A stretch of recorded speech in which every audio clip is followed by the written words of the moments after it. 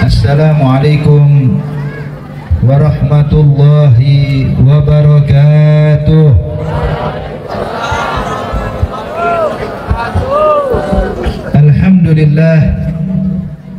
Alhamdulillahilladzi hadana bi'abdihil mukhtari man da'ana ilaih bil izni wa qad nadana labbaika ya man dallana wa hadana.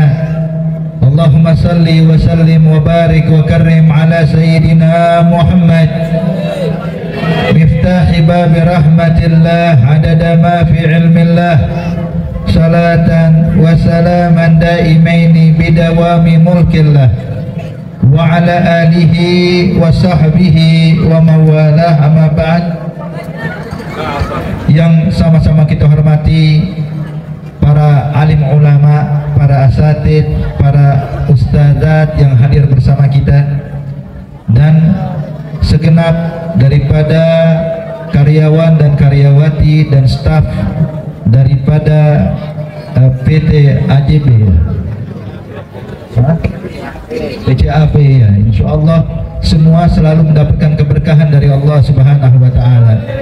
Wabil khusus kita sampaikan kepada rasa hormat kita kepada Bapak Charles Sibayung selaku manajer PT BCAP 1 yang saat ini berhalangan hadir namun diwakili. Begitu juga kepada Bapak Muhammad Idris selaku Bapak daripada Mill Manager yang telah menyampaikan sambutan kepada kita, Bapak Fathur Razi bagi KTU, Bapak Afrizal Karya, Bapak Fujo manajer Estate 1, kemudian juga Bapak Dedi Wawar Estate 2, Bapak Julham daripada Estate 3, kemudian Bapak Kepala Kebun 1 hingga 6, dan segenap daripada staf PT BCAP 1 yang tidak dapat disebutkan satu persatu namanya, namun insya Allah tidak mengurangi rasa hormat dan ta'zim saya kepada beliau semuanya. Hadirin hadirat yang dimuliakan Allah Subhanahu wa taala. Subhanallah, perkumpulan kita di malam hari ini yang begitu meriah ini menunjukkan rasa cinta kita kepada Nabi Muhammad. Memang hadirin hadirat, mencintai Rasulullah itu bagian daripada agama kita, bagian daripada keimanan kepada Allah Subhanahu wa taala, sebagaimana disebutkan oleh Nabi besar Muhammad sallallahu alaihi wasallam, wallahi la yu'min hatta akuna ahabba ilaih min malihi wa waladihi wan nasi ajma'in. Nabi katakan, Bapak Ibu sekalian, tidak sempurna iman kalian sampai kalian bisa mencintai saya, kata Rasulullah, lebih dari harta kalian, lebih daripada anak kalian, lebih dari seluruh manusia. Menunjukkan bahwa kecintaan kepada Rasulullah ini menunjukkan kualitas iman kita. Bahkan Sayyidina Umar bin Al-Khattab yang kita kenal adalah seorang yang luar biasa, hadirin, Al-Faruq, yang mana beliau ini begitu tegasnya dalam menjalankan agama Allah, begitu tegasnya dalam menjalankan syariat Allah, yang mana Nabi memuji beliau hingga Nabi katakan, iza salaka Umar fajjan salaka syaitan fajjan akhar inna syaitan la yafir min dhilli Umar.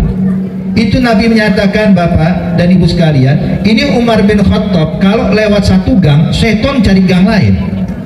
Kenapa? Syaitan takut melihat bayangan Sayyidina Umar. Kalau gitu gimana ya Pak? Yang takut syaitan apa kita? Bu, yang takut kita apa syaitan? Ya? Kalau syaitan tetap muncul depan muka kita, lari nggak kita? Lari. Tapi Umar bin Khattab enggak. Kalau Umar bin Khattab, syaitannya yang kabur. Jangankan lihat sosok Sayyidina Umar, baru melihat bayangan Sayyidina Umar dia lari terbirit-birit, hadirin. Tapi ini pernah Sayyidina Umar bin Khattab waktu berbicara di hadapan Nabi, dia maksudnya pengen mengutarakan cintanya pada Rasulullah. Dia bilang, ya Rasulullah, anta ahabba ilai min mali wa auladi wa kullu shay illa nafsi allati baina jambai. Dia bilang, ya Rasulullah, jujur saya ini cinta kepada engkau lebih dari segalanya. Bahkan saya mencintai engkau lebih dari harta saya. Saya mencintai engkau bahkan lebih dari anak dan istri saya. Saya mencintai engkau dari segala sesuatu kecuali satu ya Rasulullah. Apa? Nafsil lati baina jambai, nyawa dan ruh saya doang ya Rasulullah. Kenapa? Artinya maksud ucapan Sayyidina Umar, ya Rasulullah, kalau untuk membuktikan cintaku padamu, saya harus keluarkan semua harta. Saat ini juga saya keluarkan untuk sebagai bukti kalau aku cinta padamu. Kalau engkau perintahkan saya tinggalkan keluarga saya nurut ya Rasulullah. Walaupun Nabi nggak mungkin melakukan itu hadirin, cuman ini menunjukkan cinta saya kayak begini padamu ya Rasulullah. Tapi satu ya Nabi, nyawa ini urusan belakang. Kalau nyawa cuma satu ya Rasulullah. Apa jawab Nabi Muhammad? Idzan lan tu'min ya Umar. Kalau begitu kau belum beriman ya Umar, belum sempurna imanmu. Hatta akuna ahabba ilaika min nafsi allati baina jambai. Kalau gitu imanmu belum sempurna, sampai aku lebih dicintai melebihi bahkan dari nyawamu ya Umar. Sayyidina Umar pun nunduk berkata, kalau gitu ya Rasulullah, sudah, saya mencintai kau bahkan lebih dari nyawa saya. Pak, Nabi nggak nyuruh kita ngorbanin nyawa. Nabi Muhammad gak nyuruh kita korbanin harta. Nabi Muhammad gak pernah nyuruh kita korbanin keluarga, enggak sama sekali. Cuma cinta itu perlu bukti. Cinta bukan cuma sekedar ucapan saya cinta sama Nabi Muhammad. Nih contoh nih Bapak Ibu sekalian, saya mau tanya semua yang hadir, nih Bapak Ibu semuanya kira-kira cinta nggak sama Nabi Muhammad? Cinta nggak sama Rasulullah? Masalahnya Bu, Pak, kalau saya nanya sama orang yang nggak pernah hadir acara kayak begini nih, yang kadang-kadang sih orang Islam cuma nggak pernah sholat, ada nggak orang kayak begini? Ada, banyak. Mana orangnya? Hadirin, kita tanya kepada orang Islam yang kadang-kadang maksiat, meninggalkan sholat, coba ditanya, Bang, Pak, cinta nggak sama Nabi Muhammad? Jawabannya apa? Cinta juga, hadirin. Jadi kita yang sholat cinta sama Nabi, yang kagak sholat juga cinta sama Nabi. Artinya Bu, Pak, kalau cuma ngaku cinta mah gampang, siapapun bisa. Tapi yang perlu itu bukti. Apa bukti kecintaan kita sama Rasulullah? Kecintaan kita sama Nabi ya dengan cara mencontoh dan meneladani Rasulullah. Hadirin, jujur, kalau kita lihat dulu nih Bu, Pak, ada kisah namanya Majnun Laila. Jadi kalau di Eropa sana Romeo and Juliet, kisah cinta Romeo and Juliet. Kalau di Arab namanya Majnun Laila. Siapa sih Majnun Laila ini? Jadi Majnun Laila ini ada satu orang laki-laki namanya Qais. Ini Qais jatuh cinta kepada seorang perempuan yang namanya Laila. Jadi udah tergila-gila sama Laila, hadirin. Sampai saking tergila-gilanya sama Laila, itu rumah Laila Bu, tiap hari ditawafin kayak tawaf di Ka'bah. Jadi kalau dia mampir ke rumah Laila, nih rumah Laila dikelilingin, tuh sampai Laila nggak berani keluar rumah, dikelilingin tawaf di rumah Laila. Kadang dicium dinding yang sebelah sini, kadang dikecup dinding sebelah sana, pokoknya itu rumah udah kayak Ka'bah. Subhanallah, cuman dia bacakan bait syair. Majnun Laila ini dia berkata, amur ala diyar Laila, uqabbil zal jidar wa zal jidara. Wa ma hubbud diyar saghafna qalbi walakin hubbu man sakana diyara. Dia bilang, saya ini kelilingin rumah Laila, saya kecup dinding sebelah sini, saya kecup dinding sebelah sana, bukan karena saya jatuh cinta sama dinding, bukan, tapi karena saya jatuh cinta dengan orang yang di balik dinding ini yang bernama Laila. Ya, itu orang gilanya aja kayak begitu Pak, hebat ya. Majnun Laila.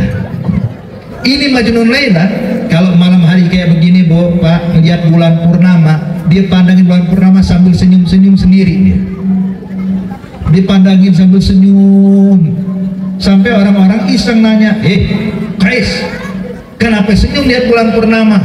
Dibilang, gimana gak senyum, ini bulan purnama pasti pernah dipandang sama Laila. Yang lihat bulan purnama kan bukan cuma Laila doang ya. ada Laila, ada Hindun, ada Prapto, ya. Semua orang lihat bulan purnama, tapi orang kalau dicinta lupa dengan segala yang diingat cuma Laila. Bahkan Pak pernah ini Majnun Laila melihat anjing warna hitam senyum-senyum sendiri. Ditanya lagi, Kais, kenapa lihat anjing warna hitam juga senyum? Dia bilang, saya ingat sama Laila. Bukan bentuknya kayak anjing, bukan, tapi dia bilang, kenapa kok engkau ingat Laila? Sebab ini anjing pernah masuk ke kebunnya Laila, dan saya yakin ini anjing pernah dilihat sama Laila. Pernah nih sekali waktu si Kais lagi jalan lihat anjing warna hitam tadi tuh, itu anjing diuber, anjing dikejar, anjingnya kabur. Hadirin, beda sama kita, anjing ngejar kita ya, tapi ini kagak. Majnun Laila, anjing yang dikejar sama Kais. Ini anjing lari Pak, sampai masuk ke dalam masjid, orang lagi pada sholat isya. Ini anjing lewat depan imam, Majnun Laila tahu lewat depan imam. Hadirin, sampai orang semasjid geleng kepala bilang, astagfirullah, ini Kais keterlaluan ya. Udah kagak sholat, gangguin orang sholat. Makanya hadirin, sampai tuh satu masjid sholatnya gak ada khusyuk gara-gara Majnun Laila ngejar anjing. Selepas salam gak lama si Majnun balik nih, Majnun Laila Kais ini lewat depan masjid, diteriakin orang semasjid, dipanggil sama imam, hei Kais, kemari ente. Dia bilang, kenapa ya imam? Dia bilang, ente ya, gara-gara ente ngejar anjing, anjing masuk depan imam, depan kita lagi sholat, terus ente lewat depan kita, ente udah kagak sholat, gangguin orang sholat, mengganggu kekhusyuan orang sholat. Kata Majnun Laila bilang, oh minta maaf ya imam, kenapa? Saya nggak sadar lewat masjid, saya nggak sadar ada orang sholat, orang saya lagi ngejar anjing, saya lagi tergila-gila sama Laila, nggak tahu apa yang ada di sekitar saya. Kata si imam, ente nggak melihat kita rame-rame semasjid ini penuh? Dia bilang, enggak. Maka dibalikin sama Majnun Laila. Nah pertanyaannya, kalian ini, hei imam dan orang yang sholat di masjid, saya mau tanya sama kalian, kalian cinta nggak sih sama Allah? Belum cinta, kok masih bisa lihat saya? Kok masih sadar kalau ada orang lewat depan kalian? Berarti kecintaan kalian pada Allah perlu dipertanyakan, kata Majnun Laila. Nah Pak, nih Majnun Laila cintanya luar biasa sama Laila ya. Tapi jujur, kalau dibandingkan cintanya sahabat kepada Nabi Muhammad, Majnun Laila kalah. Nggak bakal bisa nandingin cintanya sahabat kepada Rasulullah.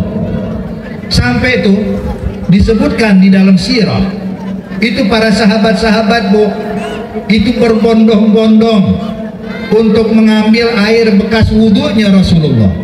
Karena yaktatiluna ala atharil wudu'i Rasulillah, mereka berlomba-lomba ngambil bekas wudhunya Rasulullah. Jadi Nabi kalau wudhu, Bapak Ibu sekalian, itu Bilal bin Rabah bawa 2 wadah, satu wadah berisi air, satu wadah kosong. Maka air tersebut dituangkan oleh Bilal hingga Nabi pun berwudu. Maka air wudu itu ditadah di wadah yang satu lagi.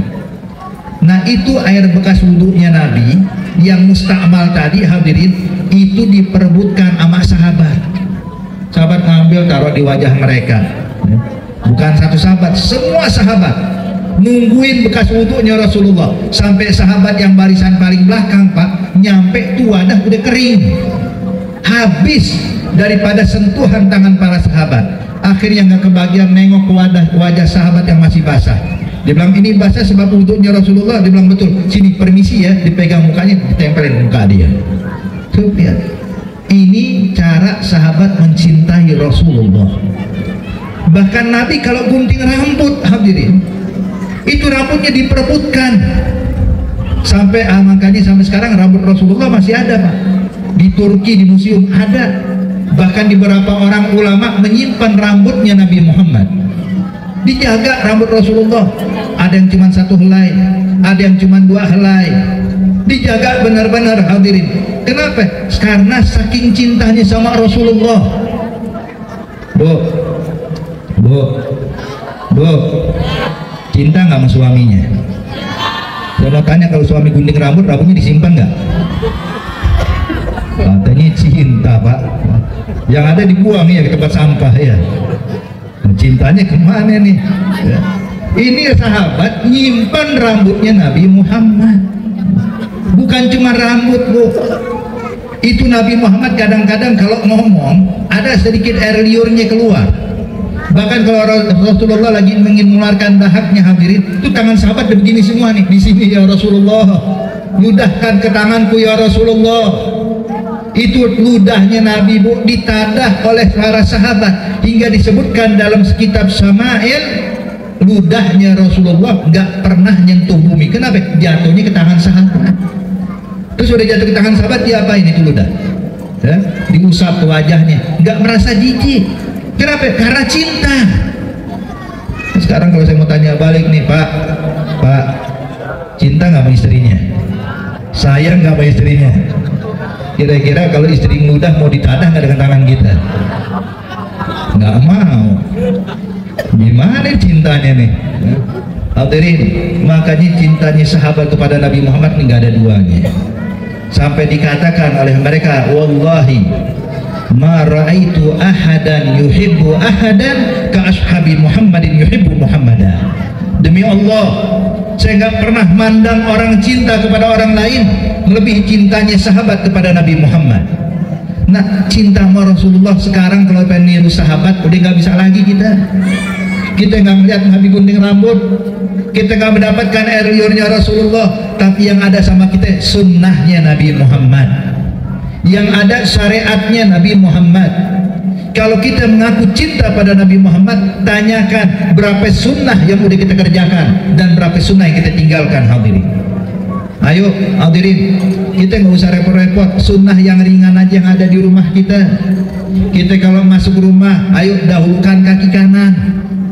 Kalau keluar rumah, dahulukan kaki kiri. Ini sunnah loh.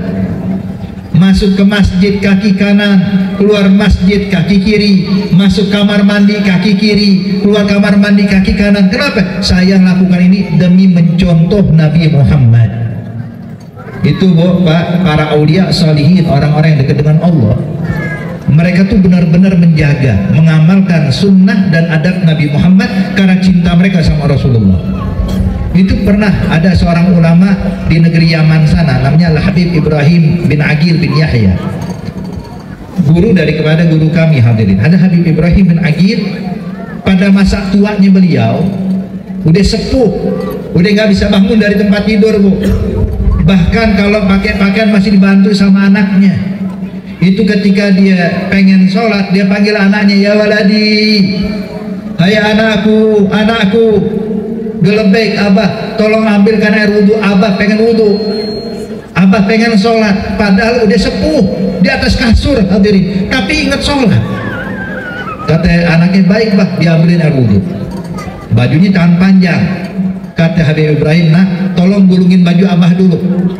Maka sang anak pengen gulung baju yang kanan dulu, Pak, lengan kanan mau digulung, ditepis sama abahnya. Dia bilang, jangan yang kanan dulu dong, ente nggak tahu sunnah Nabi. Loh, sunnah Nabi emang ada, bah, gulung tangan, gulung pakaian. Dia bilang, nak, kalau mau gulung mulai ini dari yang kiri.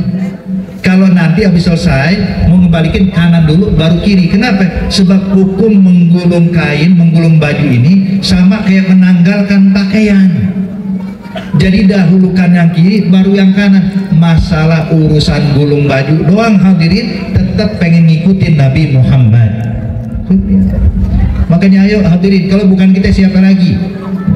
Jangan sampai kita mengaku orang yang cinta sama Nabi, tapi kita sendiri yang meninggalkan sunnah Nabi. Hidupkan sunnah Rasulullah, hidupkan ajaran Rasulullah. Dan terus terang hadirin, kalau kita sudah mengamalkan sunnah Nabi, mengamalkan adab-adab Nabi Muhammad, dijamin, Bu, kita bakal menjadi orang yang dicintai Allah. Nah kan kita selalu pengen cinta dengan Allah. Coba ditanyakan pada diri kita, kita ini kira-kira udah dicintai Allah atau belum? Nah, ini saya mau tanya sekali lagi nih, Bapak Ibu sekalian, saya mau tanya semua yang hadir, kira-kira cinta nggak sih sama Allah? Cinta nggak sama Allah? Sekarang saya mau tanya lagi, kira-kira kita udah dicintain belum sama Allah? Waduh, kalau cinta sama Allah mudah ya, tapi kalau dicintai sama Allah kita bingung jawabnya. Beb, saya nggak tahu, Beb. Tapi kalau cinta sih cinta sama Allah. Saya ini begitu mengagungkan Allah, tapi kalau Allah cintai saya belum tahu. Nah gampang, kalau pengen dicintai Allah, caranya satu, apa? Ikutin Nabi Muhammad. Allah nyatakan di dalam Al-Quran, Qul in kuntum tuhibbunallah fattabi'uni yuhibbukumullah wa yaghfir lakum dzunubakum. Katakan hai Nabi Muhammad kepada umatmu, in kuntum tuhibbunallah, kalau kalian ngaku cinta pada Allah, fattabi'uni, ikuti saya, ikuti Nabi Muhammad dalam segala hal, bukan cuma dalam ibadah, bukan hanya dalam amal taat, tapi keseharian kita hadirin, praktek kehidupan kita, mau kita bekerja, mau kita di rumah, mau kita di kantor, mau kita dimanapun, sunnah Nabi kita utamakan, kita dahulukan hadirin hadirat yang dimuliakan Allah. Itu yang menarik, seperti ada Sayyidina Anas bin Malik, sahabat Nabi Pak. Ini Anas bin Malik, dia pengen mencontoh Nabi Muhammad dalam segala hal.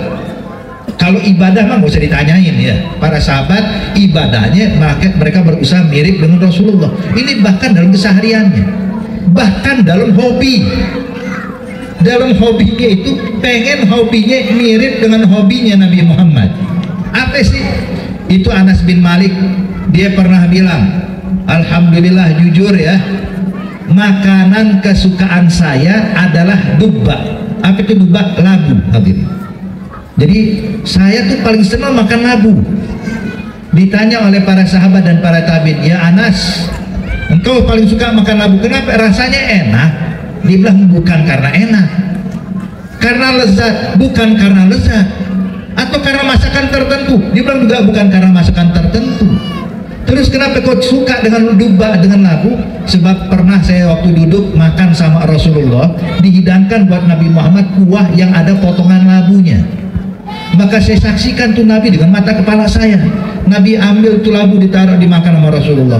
Udah dimakan, dicari lagi, ketemu lagi, dimakan lagi sama Rasulullah. Dikorek lagi sama Rasulullah, ketemu labu, dimakan lagi sama Rasulullah. Kata Anas bin Malik, sejak itu makanan kesukaan saya labu. Padahal dia belum nyobain. Cuma saya bilang makanan kesukaan saya labu. Kenapa? Sebab Nabi suka, sebab Nabi senang. Dan juga pernah waktu Nabi masuk kota Madinah Al-Munawwarah, Nabi singgah di rumahnya Abu Ayyub Al-Ansari. Ini Abu Ayyub Al-Ansari hadirin, tiap hari itu karena Rasulullah tinggal di rumahnya Abu Ayyub nyuruh istri masakin makanan buat Rasulullah. Dan dia bilang sama istri dan anak-anaknya, pokoknya kita hanya makan makanan sisa dari Nabi Muhammad. Jadi dibuatkan tuh satu nampan besar buat Nabi. Nabi kalau makan sedikit bu, bukan kayak kita nambah mulu ya, sepiring kurang, 2 piring kurang. Nabi Muhammad tuh makan cuman sedikit, cuman Abu Ayyub ngasih itu senampan hadirin. Kenapa? Biar makanan itu nanti kalau Nabi udah makan, sisanya baru dimakan keluarganya Abu Ayyub. Jadi tiap hari begitu Pak, dihidangkan makanan. Nabi waktu melihat makanan, Nabi makan sedikit, kelar Nabi makan, Abu Ayyub bawa nih makanan, dimakan sama keluarganya bareng-bareng. Tapi sekali waktu istrinya membuatkan makanan khas kota Madinah kala itu, yang mana makanan khas kota Madinah zaman tersebut hadirin, ada potongan bawang putih yang dicincang, yang tidak dimasak, cuma ditaburkan di atasnya. Mungkin coba perhatiin, orang-orang Arab seneng makan-makan kayak begitu kan hadirin, yang bau bawang-bawang tuh seneng dia. Makanya itu Abu Ayyub istrinya membuatkan makanan khas kota Madinah, ada potongan cincang daripada bawang putih ditaburkan di atas makanan tersebut, dihidangkan di hadapan Nabi. Abu Ayyub nungguin makanan kagak disentuh-sentuh Pak sama Nabi, ditungguin sejam 2 jam sampai dingin tuh makanan, diintip makanan masih utuh belum berubah, ditungguin lagi, mungkin Nabi belum lapar, tungguin lagi, diintip masih kagak berubah. Akhirnya Abu Ayyub nanya ke Rasulullah, ya Rasulullah minta maaf banget. Dia bilang, kenapa ya Abu Ayyub? Saya mau tanya, ini makanan ente gak suka ya Rasulullah? Apa karena rasanya gak enak, biar saya ganti dengan makanan yang lain? Kata Rasulullah, ya Abu Ayyub, ini makanan enak, ini makanan khas kota Madinah. Ya makanan khas tadi pasti dinikmati hadirin. Cuman kata Rasulullah, saya nggak bisa makan ini Loh, kenapa ya Rasulullah?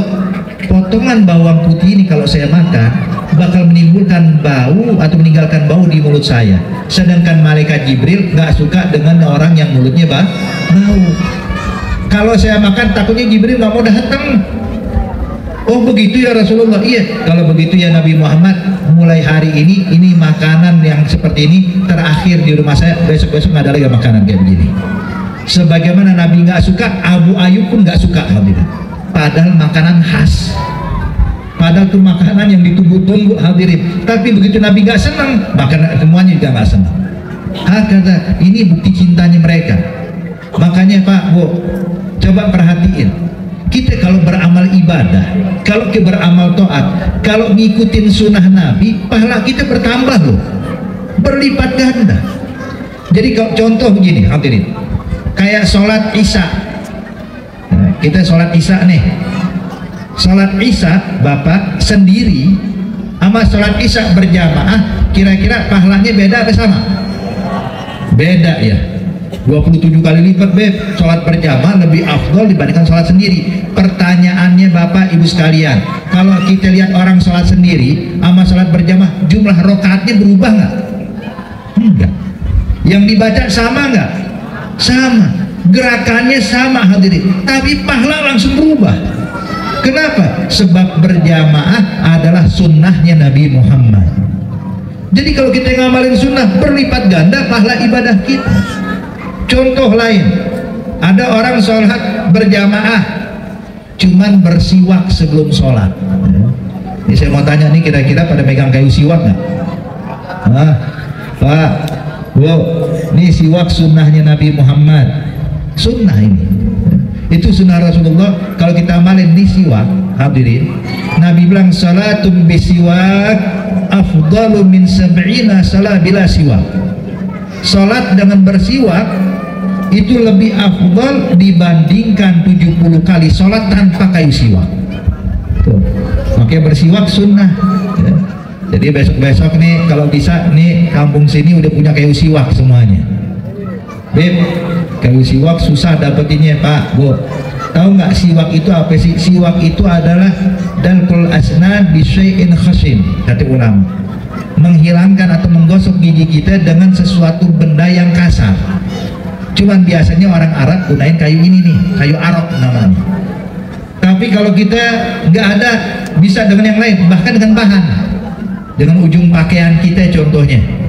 Ya, dengan ujung pakaian kita kan kasar, bisa tuh kita gosok gigi kita sebelum sholat, ngamalin sunnah aja. Cuman sih kalau bisa sikat gigi dulu ya, akhirnya tangan kita baju ini kuning semua nanti ya. Jadi intinya Bapak Ibu sekalian, itu kalau kita pengen sholat gosok dikit, itu dia dapat pahala 70 kali sholat tanpa kayu siwak. Ya. Jadi ada orang sholat berjamaah dengan bersiwak, ada orang sholat berjamaah tidak bersiwak. Maka yang bersiwak pahalanya 70 kali lipat lebih banyak dibandingkan yang berjamaah tanpa bersiwak. Tuh. Makin banyak lagi pahalanya. Kenapa? Ngamalin sunnah.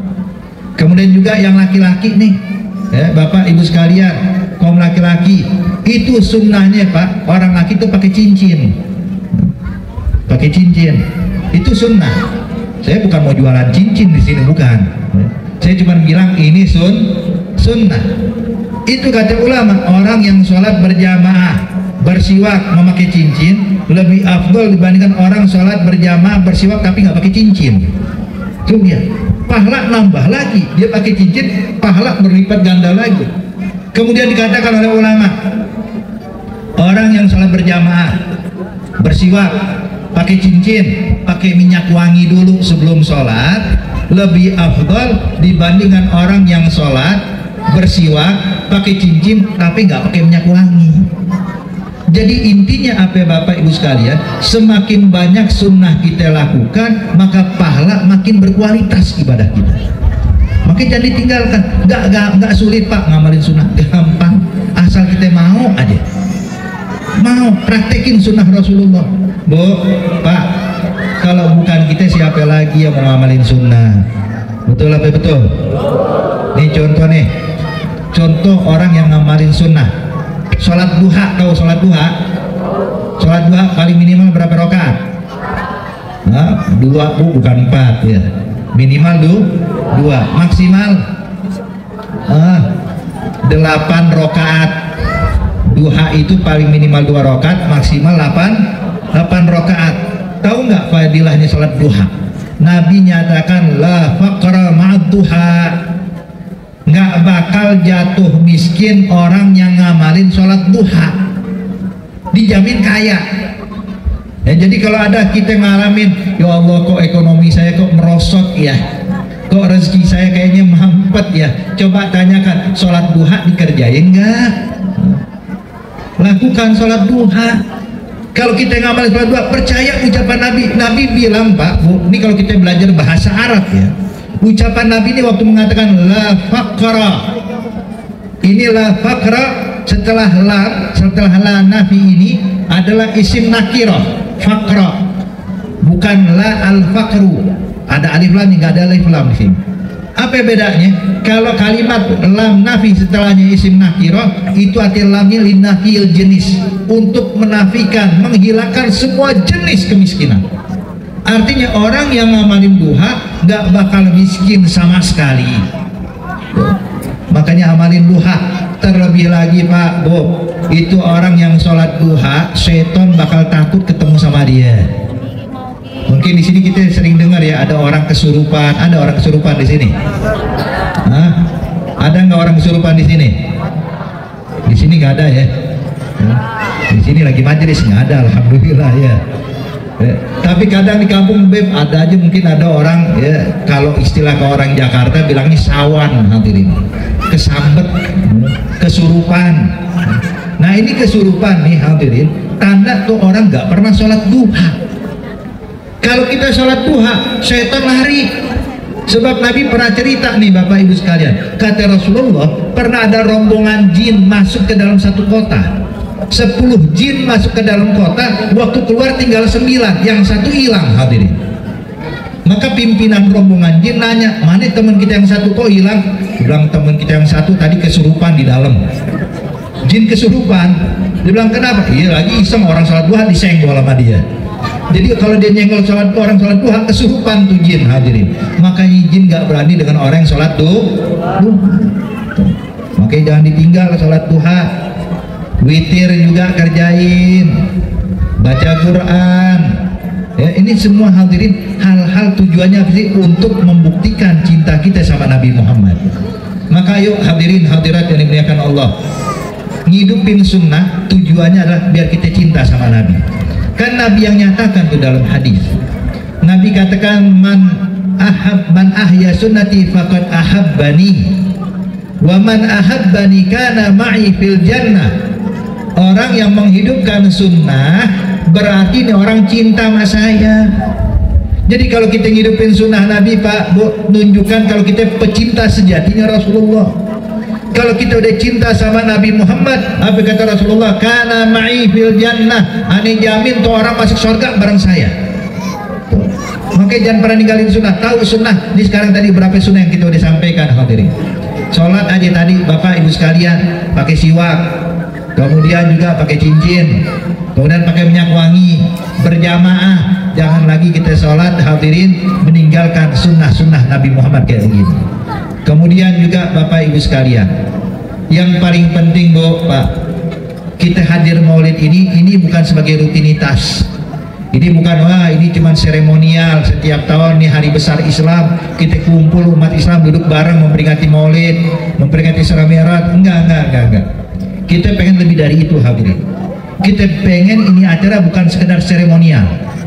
Kita ingin ini acara bukan cuma sekedar rutinitas kita lah, tapi kita ingin ini acara benar-benar berbuah manis buat kehidupan kita. Gimana? Praktekkan sunnah Nabi Muhammad, akhlak Nabi. Nih kita khususnya hadirin, antum sebagai karyawan dan karyawati di tempat ini, Islam ngajarin pada kita siapa sih orang yang baik itu. Nabi nyatakan Bu, kalau pengen dekatkan diri kepada Allah gak mesti duduk dalam masjid. Islam ngajarin kepada kita pengen dekat sama Allah gak mesti harus megang tasbih mulu. Enggak. Bahkan antum sebagai karyawan dan karyawati kerja, itu semuanya hadirin bisa membuahkan kedekatan kita dengan Allah. Apa itu? Nabi pernah bilang dalam hadis, kata Rasulullah, at-tajir al-amin as-saduq al-muslim ma'as syuhada yaumal qiyamah. Kata Rasulullah, Pak, seorang pembisnis, ini kalimat seorang pembisnis yang diucapkan Rasulullah, itu nggak mesti harus pembisnis ya, apapun pekerjaan kita masuk dalam kategori ucapan Rasulullah. As-saduq, jujur, tidak pernah berbohong dalam pekerjaan, tidak pernah berbuat yang membohongi atau mendustai daripada atasan atau kepada sesama kita atau bawahan, enggak, jujur dalam bekerja. Kemudian amanah, tidak berkhianat, tidak berbuat curang. Dan kita adalah umat Nabi Muhammad, kata Rasulullah, ma'as syuhada yaumal qiyamah, nanti di akhirat dibangkitkan dengan orang yang mati syahid di jalan Allah. Orang mati syahid itu, Pak, dijamin masuk surga tanpa dihisab. Orang mati syahid itu, Bapak Ibu sekalian, diizinkan sama Allah untuk ngasih syafaat kepada keluarganya. Keluarganya yang bakal masuk neraka ketika dia mati syahid, bilang, ente sebelum masuk surga kasih syafaat dulu tuh, tolongin dulu keluarga ente masukin ke surga. Tuh lihat, ini orang yang mati syahid. Nah ternyata hadirin, bukan hanya orang yang mati syahid, kita pun bisa.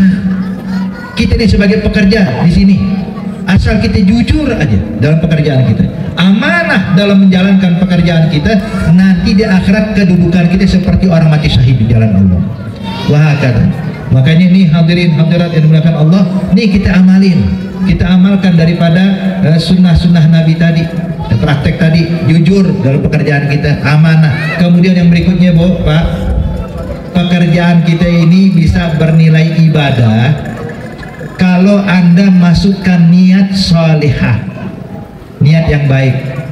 Pak, kalau saya boleh tanya, Bapak bekerja di sini niatnya apa? Nyari duit, Beb, ya. Menghidupin keluarga, Beb, ya. Cari nafkah. Memang saya kebetulan dapat pekerjaannya di sini, Pak. Itu udah bagus. Cuman masukin lagi niat salihah. Niatin saya menjalankan kewajiban sebagai hamba Allah untuk mencari rezeki yang halal. Mencari rezeki halal itu wajib loh. Allah menyatakan, dan bahkan Nabi menyatakan dalam hadis, bahwa talabul halal faridatun ala kulli muslim, mencari rezeki yang halal wajib hukumnya bagi orang Islam. Makanya Anda ketika dalam keadaan bekerja, coba niatin, saya bekerja ya Allah menjalankan kewajiban saya untuk mencari rezeki yang halal, dan saya niatkan ya Allah untuk bisa memenuhi nafkah anak dan istri saya. Saya memberi bekerja ya Allah biar nanti kalau saya dapat rezeki, dapat gajian, ada uang saya sisihkan buat membantu fakir miskin, membantu orang yang membutuhkan, niatkan untuk sedekah. Nih Bapak Ibu sekalian, kerjaan Anda dengan niat kayak begini setiap hari, maka pekerjaan Anda itu selama bekerja itu dihitung pahala ibadah oleh Allah Subhanahu wa taala. Bayangin, ente kalau kerja biasanya berapa jam? 8 jam. 8 jam kerja ya, atau lebih dari 8 jam. Hadirin, saya mau tanya, orang etikaf di masjid 1 jam kayaknya berat banget ya. 1 jam, oh 1 jam berat, Beb. Bisa etikaf setengah jamnya aja, alhamdulillah. Tapi Anda bisa dapetin pahala lebih dari yang di masjid, hadirin. Dengan niat salihah tadi, pekerjaan kita jadi baik, rezekinya rezeki yang halal, kita jujur dan amanah, sudah di dunia dihitung pahala, dapat rezeki, dan nanti di akhirat dibangkitkan dengan para syuhada. Maka oleh karena itu hadirin, ini kesempatan buat kita semuanya, kita amalin, kita praktekkan dalam kehidupan kita. Ayo, saya gak ingin berpanjang lebar hadirin, intinya dalam majelis kita pengen hasil dari majelis ini, bukan seremonial, bukan sekedar kumpul, bukan sekedar duduk bareng kayak begini lah. Kita pengen lebih dari ini hadirin. Insya Allah Allah kabulkan hajat kita, Allah mudahkan segala urusan kita. Insya Allah kampung kita dijaga dari bencana, dijauhkan dari musibah, dijauhkan dari hal-hal yang buruk, dan insya Allah semua dikasih rezeki yang halal, rezeki yang berlipat ganda oleh Allah Subhanahu wa taala. Insya Allah antum sekalian dan kita semua dibikin bahagia di dunia, dibikin bahagia nanti di akhirat, berkumpul bersama Nabi Muhammad. Amin ya rabbal alamin. Allahumma ja'al jam'ana hadza jam'an marhuma وتفرقنا من بعده تفارقا معصوما ولا تجعل فينا ولا معنا شقيا ولا محروما اللهم اهدنا بهداك واجعلنا ممن يسارع في رضاك ولا تولنا وليا سواك ولا تجعلنا ممن خالف أمرك وعصاك وحسبنا الله ونعم الوكيل نعم المولى ونعم النصير وصلى الله على سيدنا محمد النبي الأمي وعلى آله وصحبه وسلم والحمد لله رب العالمين. Lebih kurangnya fakir mohon maaf. Wabillahi taufiq wal hidayah. Wassalamualaikum warahmatullahi wabarakatuh.